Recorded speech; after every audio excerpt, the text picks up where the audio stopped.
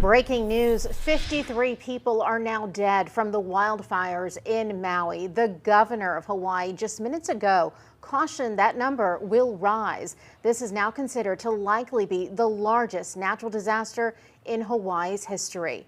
At this hour, none of the wildfires are 100% contained. But the wildfire that has virtually destroyed the historic seaside town of Lahaina is now thankfully 80% contained.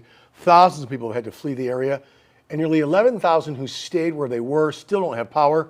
Search and rescue teams still won't be able to reach certain areas of Maui until fire alarms are completely secured by fire crews. One local family has been right in the middle of all of it. Ari Height spoke to Brett Morris of Palm Beach Gardens. Ari joins us now. And Ari, the main question here is, are Mr. Morris and his family safe? Well, tonight, finally, they are, thankfully. After days of watching those flames devastate the area all around their hotel, they have finally been able to get away to safety. But Morris tells me their hearts remain with all the victims of these fires.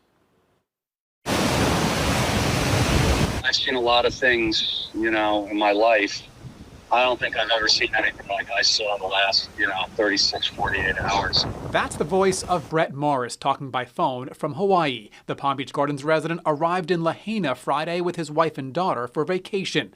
Early Tuesday morning, high winds knocked out the power, and then the fire started. I was taken from my balcony. The entire mountain was on fire. The smoke and everything was it was incredible. And just the inferno of flames that was less than a half a mile from, a main strip of hotels. Brett and his family watched the fire spread, inching closer and closer to their hotel. All the roads were closed. They were stuck. We had nothing, no air conditioning. The hotel ran out of food. So there was 1,000 people waiting online to try and get food in the hotel. Finally, the road out was opened, and early Thursday morning, Brett and his family could leave and couldn't believe what they saw as they drove away.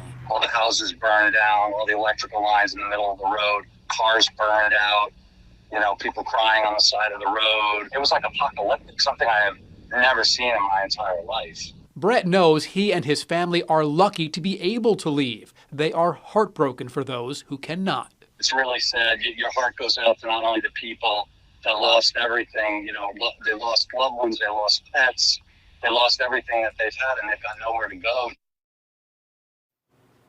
And Brett tells me one thing that really struck him was as they were driving out, there were cars lined up for more than a mile waiting to get back in. Those were locals who want to know if anything is left of their homes, left of their belongings.